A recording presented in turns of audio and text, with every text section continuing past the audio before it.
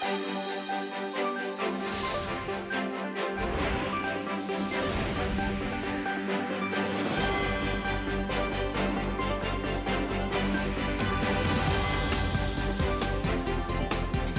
December 19th here in Seoul, and I'm Kim Dami.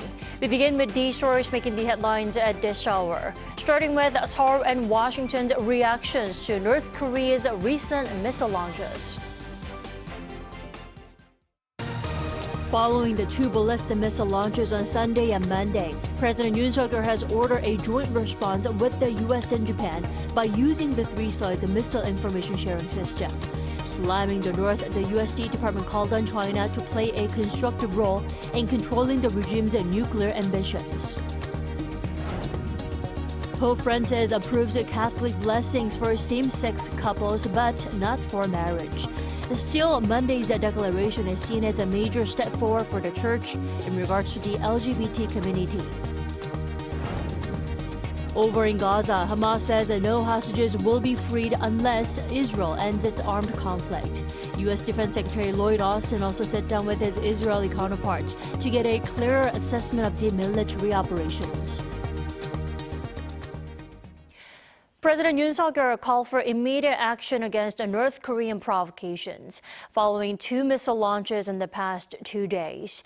He specifically stressed the urgent need for a proactive joint response along with the U.S. and Japan. Our defense correspondent Choi Min-jung leads us this morning. President Yoon has ordered an immediate, overwhelming response against North Korea's latest missile provocation.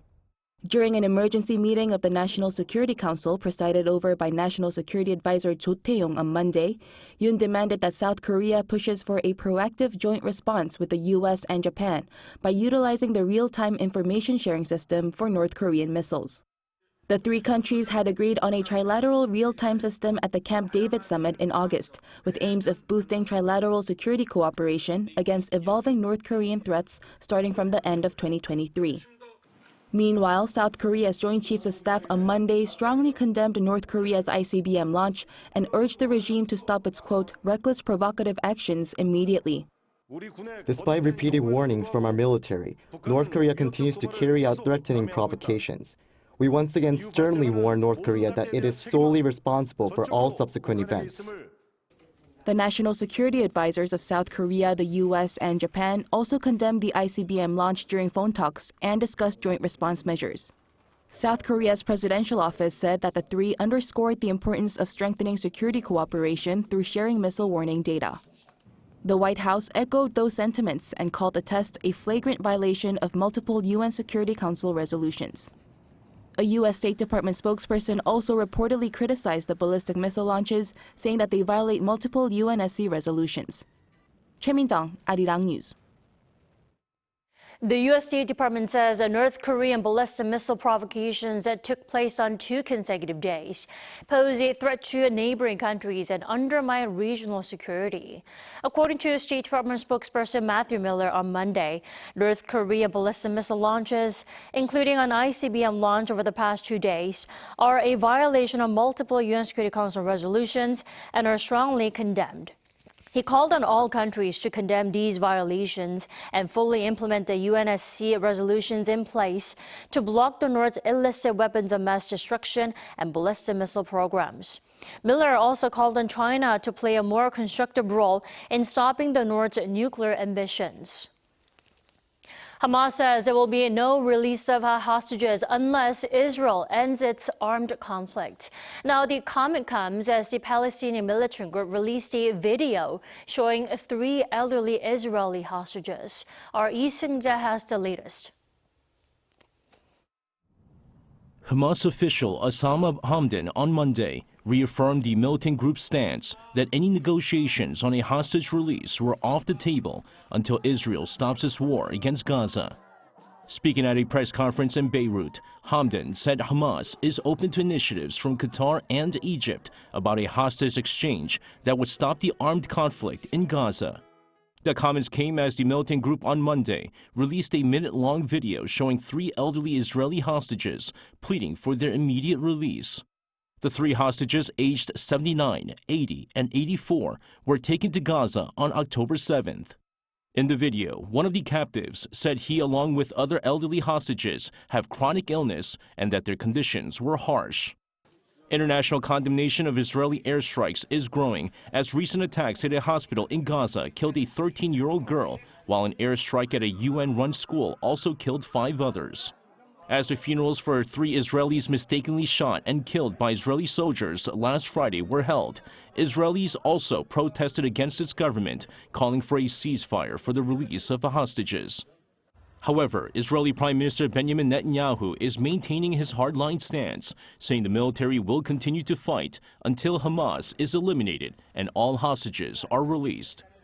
Meanwhile, U.S. Secretary of Defense Lloyd Austin said he held talks with Israeli officials to get a clearer assessment on their military operations. Speaking at a joint news conference on Monday with Israeli Defense Minister Yoav Gallant, Austin said that the 2 defense chiefs discussed pathways towards a future for Gaza after Hamas. Gallant, on the other hand, said while there is no clock on the phases of the war, the next step would be to have refugees who fled from Gaza to be able to return home. However, he stressed that at the current stage, refugees from northern Gaza would be the first to return home. Lee Seung-jae, Arirang News. The Catholic Church has announced that priests are now able to bless same-sex couples. But the Vatican has also made it clear that such blessings cannot be given in connection with any regular ceremonies, and that the Church is not offering such couples any impression of a marriage. Our Shin Yeon with more. Catholic priests will now be able to bless same-sex couples. On Monday, Pope Francis approved the Declaration Fiducia Supplicans published by the Vatican's Faith Department that allowed the possibility of blessings for couples in irregular situations, including unmarried couples, divorcees, and same-sex couples. People with homosexual tendencies are children of God. God loves them. God is with them. However, the Vatican made clear this is not an offering any type of ritualization or impression of a marriage. The document stated the blessing must never be given in regular ritual ceremonies, including the sacrament of marriage, mass, or a civil union, nor can it be given in connection with them. Cardinal Victor Manuel Fernandez, who signed the ruling, said it does not violate the sacrament of marriage between a man and a woman, as it does not change or modify the Church's long-standing stance on marriage. But for the first time in the Catholic Church's history, the Vatican has opened itself to same-sex couples. It follows the Pope's continued commitment to reform and indicates a change from the Vatican's position in 2021 when it refused to bless same-sex unions. In October, the Pope indicated that priests could bless same-sex couples based on their judgment. However, conservative cardinals sought clarification on whether such blessings aligned with Catholic teachings. The Pope responded by emphasizing that marriage is exclusively between a man and a woman, and rituals implying in any other way should be avoided. Last Sunday, Pope Francis celebrated his 87th birthday, and according to religious experts, there is a prediction that due to his ongoing health issues in old age, he may become even more proactive in Catholic reforms. Shin Yeon, Arirang News.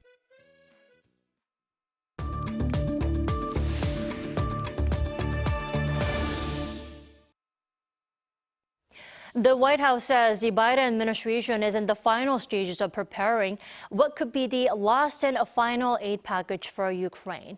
With the proposed aid package currently stuck in U.S. Congress, Western intelligence agencies are now calculating how long Ukraine will be able to hold up without the help of Washington. Let's turn to Professor Robert English for more. Welcome to the program. Thank you. Professor English, a U.S. defense official said Ukraine may lose the war around next summer if military aid from the U.S. and EU is no longer provided. Why is it that it's next summer? It's impossible to say. I think that was a kind of arbitrary date. And of course, it all depends on your definition of winning or losing, right? Ukraine, if your definition of winning is successfully fighting off a Russian invasion and keeping most of the country intact, then Ukraine has already won and defeated Russia's greater power. If your definition, however, is the complete liberation, including Crimea, of all occupied territory, then Ukraine hasn't and probably never will win. It will probably have to be some kind of compromise settlement. That's becoming clear to everyone. And the date of 6 months from now simply means yes, if military aid is halted, Ukrainian capabilities to defend will slowly degrade. But nobody can say whether it'll be 1 month or 3 months before Russia scores more advances. There's no magic attached to next summer or 6 months. I see. Now, I want to point out what the IMF chief said in an interview over the weekend. Now, she said that delays in providing extra funding would jeopardize Kyiv's tentative economic recovery. That's exactly what she said, right? Yeah, and you know, this may be actually more important at this point because Ukraine has lots of weapons, but it's running short of ammunition for some of them. And it's running short of manpower. And the manpower is very much connected with the state of the economy. Ukraine's economy is in a shattered condition. It shrank by 30% last year. It's seen a teeny bit of growth, but I wouldn't really call it a recovery. And Ukraine remains wholly dependent on foreign aid. As that aid is held up, look at the Hungarians refusing to support several billions that Ukraine needs. And as that aid is held up, it makes the social situation, not just the economic situation, but the social strains in that damaged and poverty-stricken country much worse. And that in turn will impact the availability of manpower. Right? Look how many young men are trying to flee the country or avoid military service. Look how many families are trying to hide them. They need those men at home. They're afraid they'll just be slaughtered. It's all connected to the economy and Ukraine's larger prospects. So I think that's a good point from the IMF director, that it's the economic aid that really must not be interrupted right now. Right, quite daunting situations on both social and economic levels. Now, that's why Ukraine leader Volodymyr Zelensky made another visit to D.C. last week to make a plea himself. But that turned out to be quite a failure, I have to say. Now, if the U.S. manages to push through the military aid package early, let's say next week, would that change things for Ukraine? What do you think? Nothing drastic is going to change over the next few weeks, and I think everyone knows that. There's some alarm bells being sounded because they're trying to apply pressure. But if this impasse between the president and the Republicans in Congress is resolved with some kind of compromise over immigration issues in the next 2-3 weeks, right, early in the new year, that will be fine, right? Ukraine is not on the verge of running out of anything exactly now. But it does need some assurance that there will be more ammunition, more munitions coming. And again, especially from the European side, it needs that economic aid to keep the economy afloat. I repeat, if the economy collapses and we have just sort of socio-political chaos, then that will undermine everything. And so I think the economic aid right now that's being delayed is actually more worrisome than the next round of shells for artillery. Professor English, the thing is, there are voices of concern that the collapse of Ukraine may mean a security challenge and threats for the entire Europe. Now, those concerns could probably push the U.S. and EU to provide much needed military support, right? I don't know. Right now, there are lots of holdouts in both Europe, the European Union, and the U.S. And those threats, the worry that Russia could go further, have been there all along. And in fact, I think a lot of military analysts would say that right now Russia is expending thousands of men and hundreds of tanks and other armored vehicles just to advance a few hundred meters here and a few kilometers there. The threat to invade a European country is so distant that it's really not credible. And I think that's a bit of hyperbole on the part of President Biden and on the part of the director of NATO, right, Jens Stoltenberg. That's a bit of hyperbole on their part to try to get that aid unfrozen. But most serious analysts know that nothing is going to collapse tomorrow, that Russia is not going to invade Poland or the Baltic republics anytime in the next decade. So it's just pressure to get that aid unstuck. Both sides are playing the PR game, right? We can see that. Right. Well, what's for sure is the military picture for Ukraine is quite bleak at the moment. Professor English, what's your outlook on the Ukraine crisis? Do you also think next summer may be a pivotal point for Ukraine? I know it's not next summer, but... Yeah. The picture is bleak.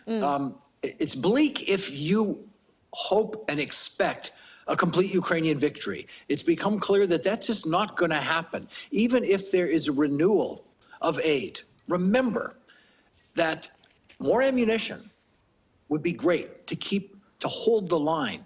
But on some scores, on some measures, Ukraine will never outdo Russia. Russia simply has far more men that it can throw into combat. Russia has factories churning out artillery shells at a rate several times higher than all the combined production of the West. Russia has pioneered new missiles, electronic warfare systems, and drones that the West can't even keep up with. So there's no realistic prospect of another counteroffensive next summer, only one that would be even more successful, right? All of the indicators are that Ukraine will be in a weaker position against Russia. Holding the line is one thing, sure, that Russia can be kept at bay and Ukraine can maintain its territorial integrity on the land it now controls. But nobody believes that somehow the next counteroffensive will be more successful than the last, because in every possible measure, Ukraine will be further behind Russia, not further ahead. So it's not a good picture. Right. That's why it's so impressive that Ukraine has held up this much into the war. Professor English, thanks so much for staying up so late to join us this morning. We appreciate it. You're quite welcome.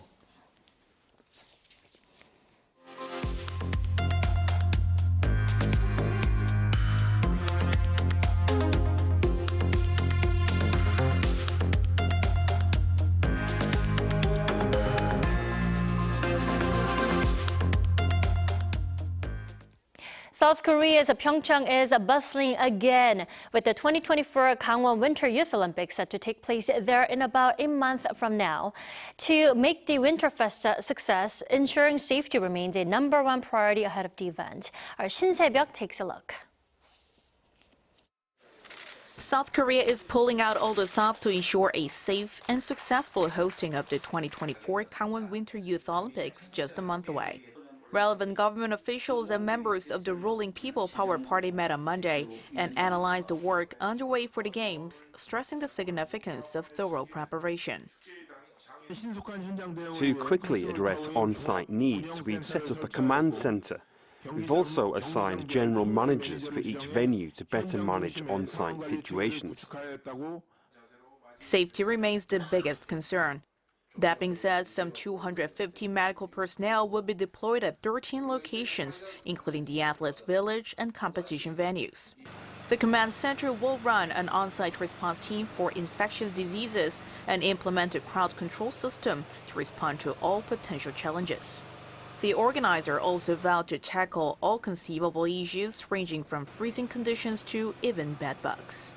With regards to culture, a diverse array of programs has been curated, featuring events such as a DJ skate night, lessons from Olympians, and snow tube riding. Culture Minister Yoon shared plans for on-air programs and YouTube videos showcasing the global sports event.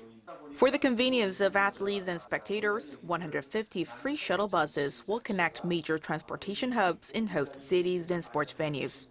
From January 19th, around 1,900 athletes will participate in the 2024 Winter Youth Olympics for 2 weeks in Gangwon Province, the first time the event is being held in Asia. Shin Se-byuk, Arirang News. And back here in the capital region, Seoul is already indulging in year-end vibes and winter festivities. One place to enjoy related activities is at the annual Seoul Winter Festa. Our Choi Soo-hyung takes us there. A lightning ceremony is brightening up the winter nights in downtown Seoul. Gwanghwamun Square is illuminated with lights for Christmas and New Year. The 15th Seoul Winter Festa opened on Friday, December 15th. Sculptures such as the Blue Dragon, representing the coming year, and the turtle ship of Korean Admiral Lee Sun-shin fill the square. The media art exhibition Seoul Light, which colored Dongdaemun Digital Plaza last fall, is being shown onto Gyeongbokgung Palace's walls. A Christmas market, inspired by Europe, has also been set up.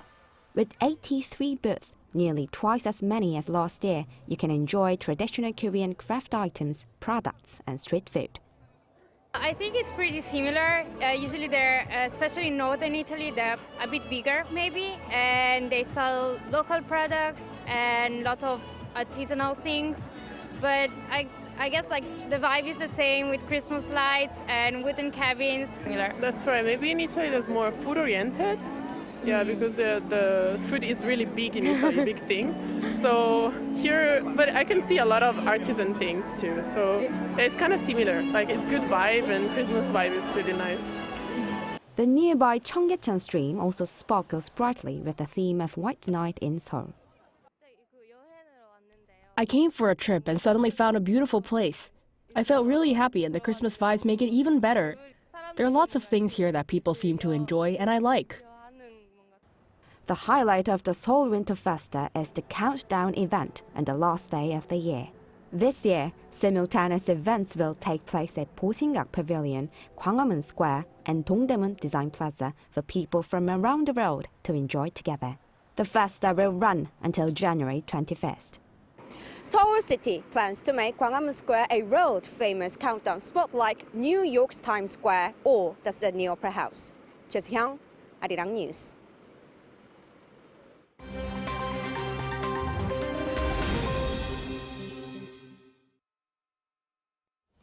Good morning, I'm Kim Si-young, and now we turn over to stories from around the world.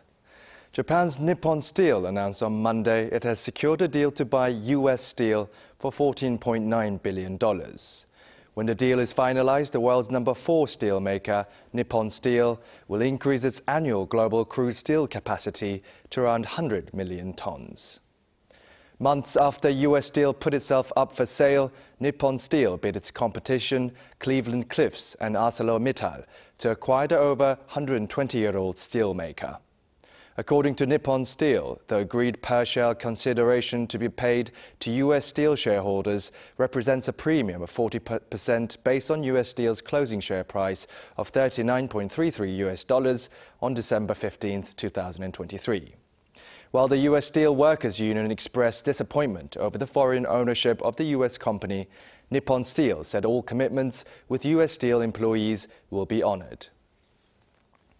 Now to China, where on Monday, a foreign ministry spokesperson reacted to the sale of military tactical equipment by the U.S. to Taiwan. Speaking to the press, Wang Wenbin said China would take resolute and forceful measures to safeguard national sovereignty and territorial integrity. Beijing also said it will take measures against the relevant companies involved in arms sales to Taiwan. The Pentagon announced last Friday approval for the $300 million sale of tactical equipment to maintain Taiwan's command, control, communications and computers, or C4 capabilities. The United States is bound by the Taiwan Relations Act to provide Taiwan with the arms of a defensive character. Now to the U.S., where a powerful storm hit northeastern states on Monday, leaving at least 4 people dead. The storm also resulted in blackouts, cancelled flights and flooded roads as more than 13 centimeters of rain was dumped on parts of New Jersey and northeastern Pennsylvania and around 10 centimeters on other areas of the northeast.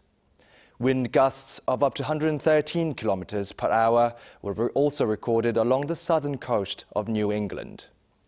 According to PowerOutage.us, more than 730 customers lost power across the region as of 5 p.m. local time on Monday. More than 500 flights were cancelled and thousands more were delayed. The last story of the day. An evening dress worn by the late Princess Diana has been sold for $1.15 million at an auction in Los Angeles, setting a new record as the most expensive dress worn by Diana to be ever sold. The late Princess of Wales first wore the dress in 1985 in Florence, Italy. It was sold at an auction for a final price that was 11 times its estimate, smashing the previous record of around $600,000 for a dress worn by Diana. The blue and black ballerina-length velvet evening dress was designed by Moroccan-British fashion designer Jack Azaguri.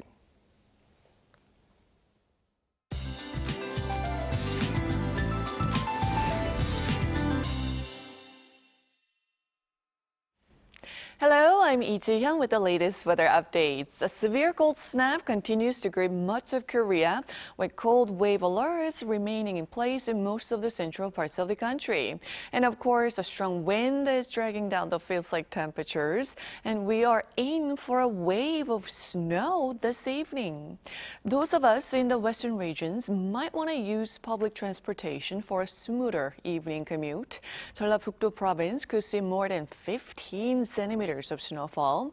Mountainous regions of Jeju Island are under a heavy snow advisory today. Afternoon highs should be a few notches higher this afternoon, so topping out at 2 degrees, Gwangju at 5 degrees this afternoon. Sunny skies to start off the day, then skies will get cloudier as the day goes on. Along with snowfall tonight, there will be stronger cold front approaching the country, getting worse as the week goes on. So please stay bundled and take good care of yourselves.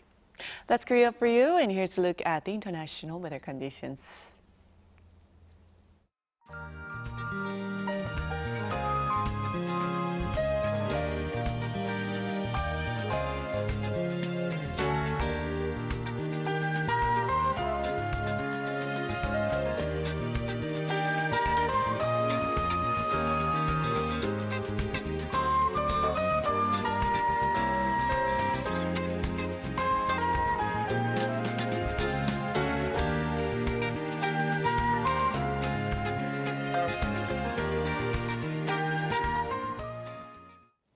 We thank you for watching New Day at Arirang. We'll be back tomorrow for Wednesday's edition at the same time, 9 a.m. Korea time.